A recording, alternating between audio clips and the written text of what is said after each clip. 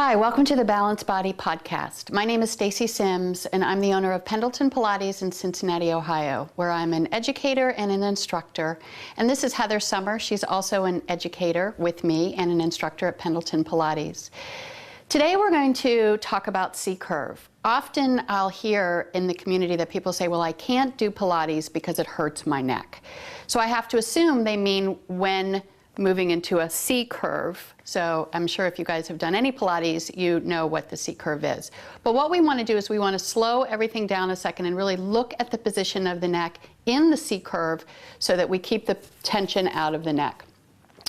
For starters, the concept really is that in a C-curve, what you're really doing is flexing in the thoracic spine, not in the cervical spine, not in the neck. So what I'm going to do is I'm going to work with Heather, and we'll be able to study her alignment more closely so we can help you keep the tension out of your neck in C-curve.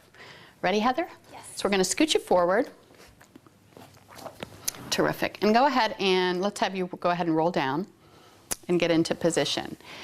So first of all, what I want to think about for a second with Heather is that even though we're going to be working on the neck, the spine is connected so that anything you do with your neck really also affects the pelvis, or the pelvis affects the neck. So before we look specifically at the neck, we're going to look at the position of Heather's pelvis. So essentially what we want to make sure that happens is that when Heather comes up into her C-curve, and I'm just going to have you elevate your head for a second, the tendency is for the pelvis to change position. And so oftentimes we think of this as an imprinted spine. If the spine is imprinted, what tends to happen is that the body wants to come up higher and the neck gets into a difficult position. So what we're going to work on, and we'd like to help you work on at home, is to keep your tailbone pressing down, keep the pelvis organized in this position with the abdominals pulling in. Alrighty, so you can go ahead and lie back down. Now let's think about the position of the neck. First of all, the head weighs anywhere from, depending on your size, about 10 to 13 pounds. So that is a lot of weight to carry forward in different positions.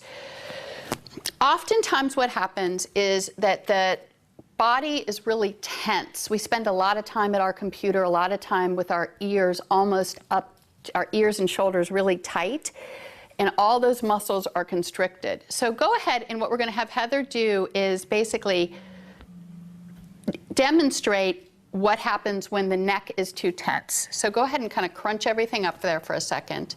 Good. And then if she inhales and she exhales and she comes up, do you see how there's all this tension already in the neck? That's what we want to avoid. If you come up into C-curve and you're already tense in your neck, it's going to be very difficult, no matter, what your instructor is helping you do, to alleviate the tension in the neck. So we want to start it out properly. We're going to take you back down. I'm going to go ahead and put this towel underneath Heather, and we're going to help her get into better position with her neck.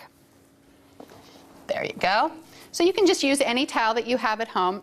You want to position it so that if you reach back, you can easily grab onto the towel. You're going to put the tailbone down, stabilize the pelvis. Heather's going to take an inhale and an exhale. She's going to keep her head heavy, and she's just going to lift up. So do you see how the towel is cradling her neck? If you can see, there really isn't, I'm going to give you a little opening here, there really shouldn't be any tension in the neck. And really what's happening is the rib cage is gathering together, and the deep abdominals right here at the upper part of the abdomen are working really hard. And if she lets the towel go, basically she should be able to move her head and neck around, so there should be no tension in the neck. The gaze is probably going to be at the knees or even a little lower. If she gazes to the ceiling, it's the 10 to 13 pound head is now giving way too much tension on the neck.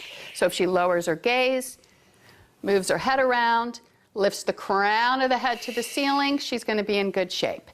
And then she's going to take an inhale, and she's going to exhale, and she's going to bring herself back down lower the hands. And she's just executed a C curve without tension in the neck. Thanks for joining us, and we'll hope to see you next time.